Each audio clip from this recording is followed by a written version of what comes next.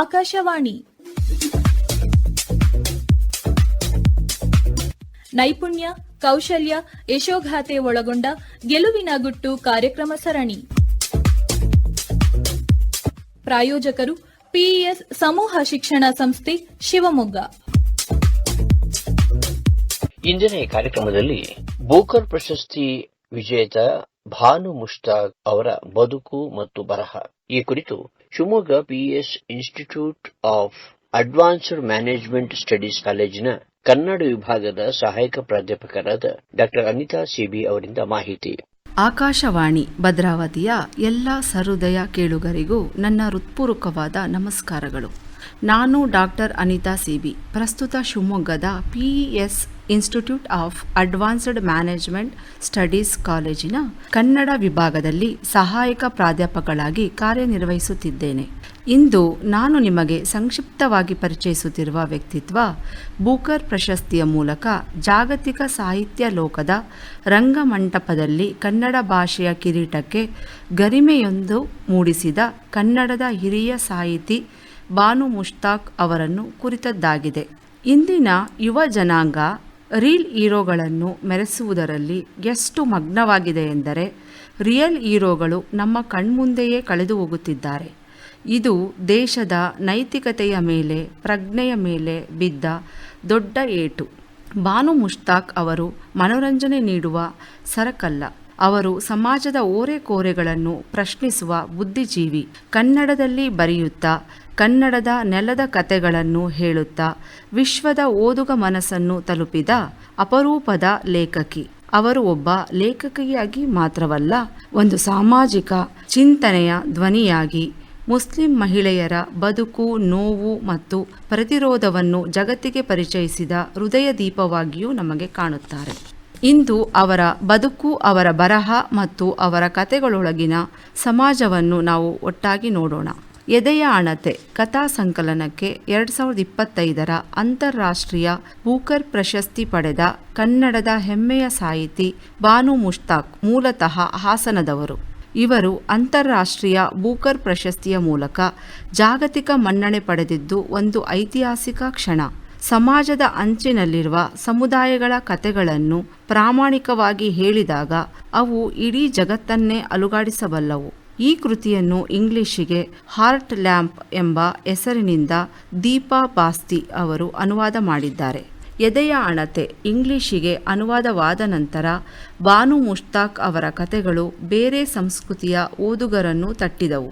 ಇದರಿಂದ ಒಂದು ಸತ್ಯ ಸ್ಪಷ್ಟವಾಗಿದೆ: ಮಹಿಳೆಯರ ನೋವು, ಅನ್ಯಾಯ, ಹೋರಾಟ ಇವು ಯಾವುದೇ ಭಾಷೆಗೆ ಸೀಮಿತವಲ್ಲ ಎನ್ನುವುದು, ಮತ್ತು ಕನ್ನಡದಲ್ಲಿ ಹುಟ್ಟಿದ ಕತೆಗಳು ಜಾಗತಿಕ ಮಾನವೀಯ ಅನುಭವಗಳಾಗಿ ಪರಿವರ್ತಿತವಾಗಿರುವುದು.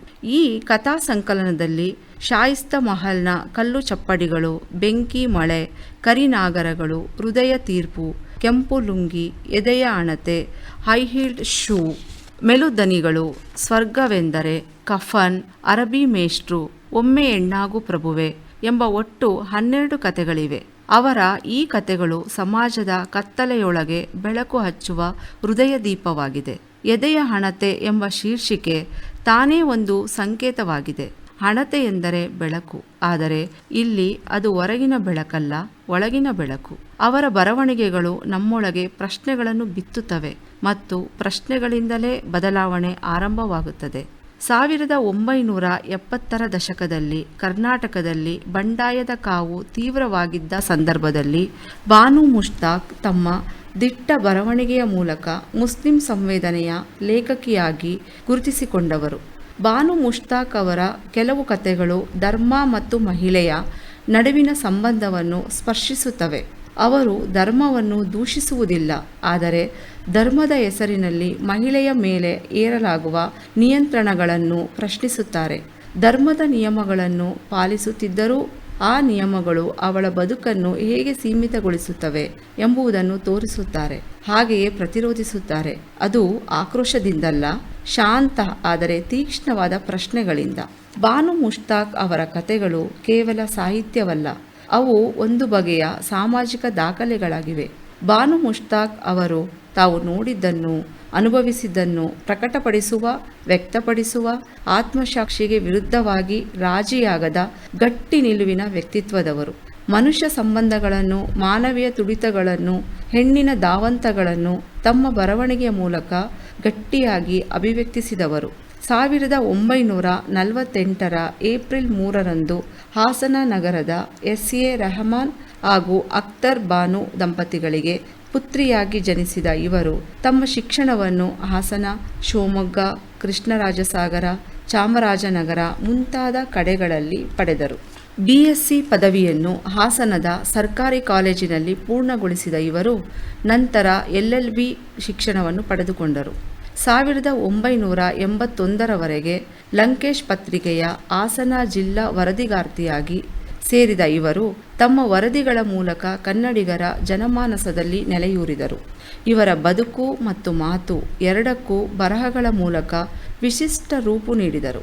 1990 ಇದುವರೆಗೂ ವಕೀಲಿ ವೃತ್ತಿಯಲ್ಲಿ ತೊಡಗಿಸಿಕೊಂಡಿರುವ ಇವರು ಶೋಷಣೆಗೆ, ಅಸಹಾಯಕತೆಗೆ ಒಳಗಾದ ಮಹಿಳೆಯರ ದನಿಯಾಗಿ ನ್ಯಾಯ ಒದಗಿಸಿಕೊಟ್ಟಿದ್ದಾರೆ. ಹಾಗೆಯೇ ನ್ಯಾಯಾಲಯಗಳಲ್ಲಿ ನಡೆಯುವ ಹೋರಾಟಗಳನ್ನು ಮಾತ್ರವಲ್ಲ, ನ್ಯಾಯಾಲಯದ ಹೊರಗೆ ಉಳಿದಿರುವ ಅನೇಕ ಮೌನ ಬದುಕುಗಳನ್ನು ನಿಕಟವಾಗಿ ಕಂಡವರು. ಈ ಅನುಭವಗಳೇ ಅವರ ಸಾಹಿತ್ಯಕ್ಕೆ ಜೀವ ತುಂಬಿವೆ. ಅವರು ಬರೆದಿರುವುದು ಕಲ್ಪಿತ ಲೋಕಗಳ ಬಗ್ಗೆ ಅಲ್ಲ. ಅವರು ಬರೆದಿರುವುದು ನಮ್ಮ ಸುತ್ತಲಿರುವ ಮಹಿಳೆಯರ ಅಂತರಂಗದ ಹೋರಾಟಗಳನ್ನು, ಸಮಾಜ ಏರಿದ ಮೌನಗಳನ್ನು, ಧರ್ಮ, ಸಂಪ್ರದಾಯ, ನಿಯಮಗಳ ನಡುವಿನ ಸಂಘರ್ಷಗಳನ್ನು, ಹಾಗೆ ಮಾತನಾಡಲು ಅವಕಾಶವೇ ಸಿಗದ ಬದುಕುಗಳ ಬಗ್ಗೆ ಅತಿ ಸೂಕ್ಷ್ಮವಾಗಿ ಚಿತ್ರಿಸಿದ್ದಾರೆ. ಇವರ ಒಂದು ಕಥೆಯಲ್ಲಿ ನ್ಯಾಯಾಲಯದಲ್ಲಿ ತೀರ್ಪು ಬರುತ್ತದೆ, ಕಾನೂನು ಗೆಲ್ಲುತ್ತದೆ, ಆದರೆ ನಿಜವಾದ ನ್ಯಾಯ ಬದುಕಿಗೆ ತಲುಪದೆ ಉಳಿಯುತ್ತದೆ, ಬದುಕು ಮಾತ್ರ ಸೋಲುತ್ತದೆ. ಇಲ್ಲಿ ಬಾನು ಮುಷ್ತಾಕ್ ಕೇಳುವ ಪ್ರಶ್ನೆ, ನ್ಯಾಯ ಕಾಗದದ ಮೇಲೆ ಸಿಕ್ಕರೆ ಸಾಕೆ?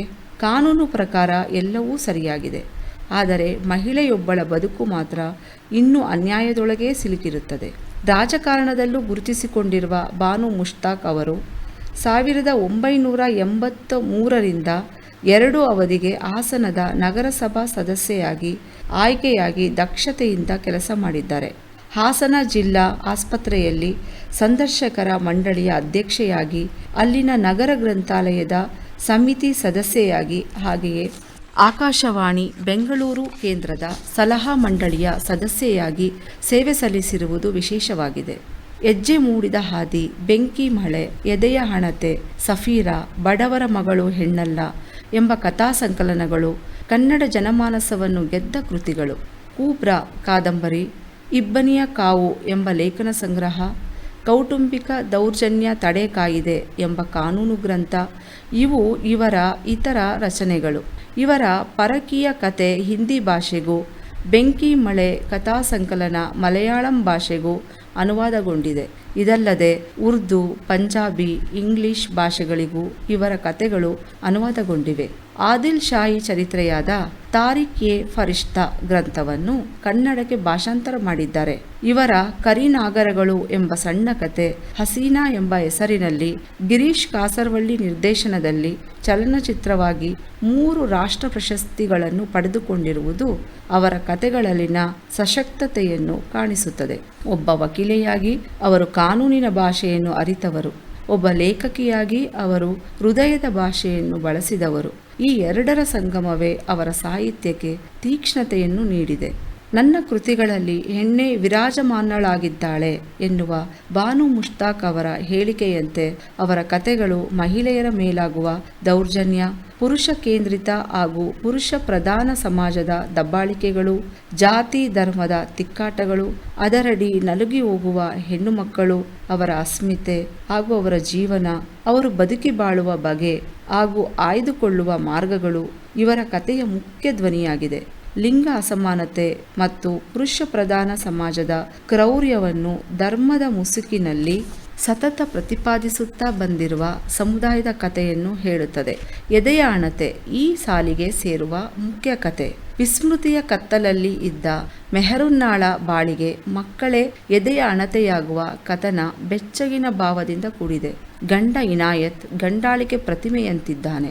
ಮುಸ್ಲಿಂ ಸಮುದಾಯದ ಮದುವೆ ಕಾನೂನುಗಳಿಗಿಂತ ತಲಾಖ್ ಕಾನೂನುಗಳು ಗಂಡಸಿನ ಪರವಾಗಿರುವುದು ಅದಕ್ಕೆ ಪೂರಕವೆಂಬಂತೆ ಮೆಹರುನ್ನಾಳ ಸಹೋದರರು ತೋರುವ ದಾಷ್ಟ್ಯ, ಮೆಹರುನ್ನಾಳನ್ನು ಸಂಪ್ರದಾಯಕ್ಕೆ ಬಗ್ಗಿಸಿದ ತವರು ಇವೆಲ್ಲವೂ ಓದುಗನಲ್ಲಿ ಪ್ರಶ್ನಿಸಿಕೊಳ್ಳುವಂತೆ ಚಿತ್ರಿತವಾಗಿದೆ. ಇವರ ಕೆಂಪು ಲುಂಗಿ ಕಥೆಯ ಇಂಗ್ಲಿಷ್ ಅನುವಾದವು ಪ್ರತಿಷ್ಠಿತ ದ ಪ್ಯಾರಿಸ್ ರಿವ್ಯೂನ ಜೂನ್ 2024 ಸಂಚಿಕೆಯಲ್ಲಿ ಪ್ರಕಟವಾಗಿದೆ ಮತ್ತು ಒಮ್ಮೆ ಹೆಣ್ಣಾಗು ಪ್ರಭುವೆ ಕಥೆಯ ಇಂಗ್ಲಿಷ್ ಅನುವಾದವು ದ ಬ್ಯಾಪ್ಲರ್ ಪತ್ರಿಕೆಯಲ್ಲಿ ಪ್ರಕಟವಾಗಿದೆ. ಅವರ ಬದುಕು ಬರಹದ ಬಗ್ಗೆ ಸಂಶೋಧನೆಯನ್ನು ನಡೆಸಿ ಅನೇಕ ವಿದ್ಯಾರ್ಥಿಗಳು ಎಂಫಿಲ್ ಮತ್ತು PhD ಪದವಿಗಳನ್ನು ಪಡೆದಿರುವುದು ವಿಶೇಷವಾಗಿದೆ. ಕರ್ನಾಟಕ ಸಾಹಿತ್ಯ ಅಕಾಡೆಮಿಯ ಸದಸ್ಯೆಯಾಗಿ, ಕೇಂದ್ರ ಸಾಹಿತ್ಯ ಅಕಾಡೆಮಿಯ ಸಲಹಾ ಸಮಿತಿಯ ಸದಸ್ಯೆಯಾಗಿ, ಕನ್ನಡ ಸಾಹಿತ್ಯ ಪರಿಷತ್ತಿನ ರಾಜ್ಯ ಸಮಿತಿಯ ಕಾರ್ಯಕಾರಿ ಸಮಿತಿ ಸದಸ್ಯೆಯಾಗಿ, ಕನ್ನಡ ಅಭಿವೃದ್ಧಿ ಪ್ರಾಧಿಕಾರದ ಜಿಲ್ಲಾ ಸಮಿತಿ ಸದಸ್ಯೆಯಾಗಿ, ಕನ್ನಡ ಚಲನಚಿತ್ರಗಳ ಸಬ್ಸಿಡಿ ಸಮಿತಿಗೆ ಸದಸ್ಯೆಯಾಗಿ, 2008ರಲ್ಲಿ ನಡೆದ ಹಾಸನ ಜಿಲ್ಲಾ 10ನೇ ಸಾಹಿತ್ಯ ಸಮ್ಮೇಳನದ ಅಧ್ಯಕ್ಷೆಯಾಗಿ ಕಾರ್ಯನಿರ್ವಹಿಸಿದ್ದಾರೆ. ಇವರ ಅನೇಕ ಕಥೆಗಳು ಕರ್ನಾಟಕದ ಬಹುತೇಕ ಎಲ್ಲಾ ವಿಶ್ವವಿದ್ಯಾಲಯಗಳಲ್ಲಿ ಪಠ್ಯವಾಗಿವೆ. ಕರ್ನಾಟಕ ಲೇಖಕಿಯರ ಸಂಘದ HV ಸಾವಿತ್ರಮ್ಮ ದತ್ತಿನಿಧಿ ಪ್ರಶಸ್ತಿ, ಸುಧಾಮೂರ್ತಿ ಪ್ರಶಸ್ತಿ, ಕರ್ನಾಟಕ ಸಾಹಿತ್ಯ ಅಕಾಡೆಮಿಯ ಗೌರವ ಪ್ರಶಸ್ತಿ, ಕರ್ನಾಟಕ ಕಲ್ಪವಲ್ಲಿ ಪ್ರಶಸ್ತಿ, ಅಖಿಲ ಭಾರತೀಯ ಜೈನ್ ಮಹಿಳಾ ಸಮ್ಮೇಳನದ ಪ್ರಶಸ್ತಿ, ಕೇಂದ್ರ ಸಾಹಿತ್ಯ ಪರಿಷತ್ತಿನಿಂದ ಶತಮಾನೋತ್ಸವ ಗೌರವ ಪ್ರಶಸ್ತಿಗಳು ಲಭ್ಯವಾಗಿದೆ. ಇವರ ಎದೆಯ ಹಣತೆ ಕೃತಿಗೆ ಅಂತಾರಾಷ್ಟ್ರೀಯ ಬೂಕರ್ ಪ್ರಶಸ್ತಿ ಸಿಕ್ಕಿರುವುದು ಇಡೀ ಕನ್ನಡ ಭಾಷೆ ತನ್ನ ಅಸ್ಮಿತೆಯ ಮಲ್ಲಿಗೆ ಸುಗಂಧವನ್ನು ಅಂತಾರಾಷ್ಟ್ರೀಯ ಮಟ್ಟದಲ್ಲಿ ಇನ್ನಷ್ಟು ಪಸರಿಸುವಂತೆ ಮಾಡಿದೆ.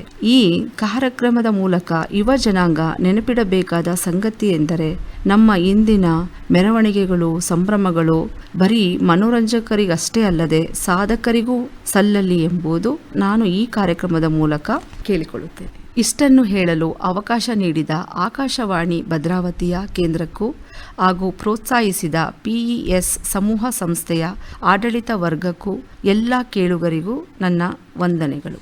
ಬೂಕರ್ ಪ್ರಶಸ್ತಿ ವಿಜೇತ ಭಾನು ಮುಷ್ತಾಕ್ ಬದುಕು ಬರಹ ಈ ಕುರಿತು ಶಿವಮೊಗ್ಗದ PES institute of advanced management studies ಕಾಲೇಜಿನ ಕನ್ನಡ ವಿಭಾಗದ ಸಹಾಯಕ ಪ್ರಾಧ್ಯಾಪಕರಾದ ಡಾಕ್ಟರ್ ಅನಿತಾ CB ಅವರು ಶಿವಮೊಗ್ಗದ PES ಕಾಲೇಜಿನಲ್ಲಿ ಕಾಲೇಜು ದಾಖಲಾತಿಗಳು ನಡೆಯುತ್ತಿವೆ. PES ಕಾಲೇಜಿನಲ್ಲಿ BBA, BCom, BSc, BCA, BBA tourism and travels, BBA hospitality and event management ಹಾಗೂ MCom ಕೋರ್ಸ್ಗಳ ದಾಖಲಾತಿಗಾಗಿ ಸಂಪರ್ಕಿಸಿ 8140753084 ಅಥವಾ ಸಾಗರ ರಸ್ತೆಯಲ್ಲಿರುವ PESನ ಆಹ್ಲಾದಕರ ಕ್ಯಾಂಪಸ್ಗೆ ಖುದ್ದಾಗಿ ಭೇಟಿ ನೀಡಬಹುದು.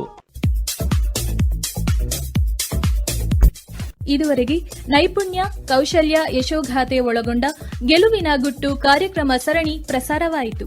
ನಿರ್ವಹಣೆ SR ಭಟ್, ಸಹಕಾರ ಸವಿತಾ, ಪ್ರಾಯೋಜಕರು PES ಸಮೂಹ ಶಿಕ್ಷಣ ಸಂಸ್ಥೆ ಶಿವಮೊಗ್ಗ. ಕಾರ್ಯಕ್ರಮ ಆಕಾಶವಾಣಿ ಭದ್ರಾವತಿ ಕೇಂದ್ರದಿಂದ ಮೂಡಿಬಂತು.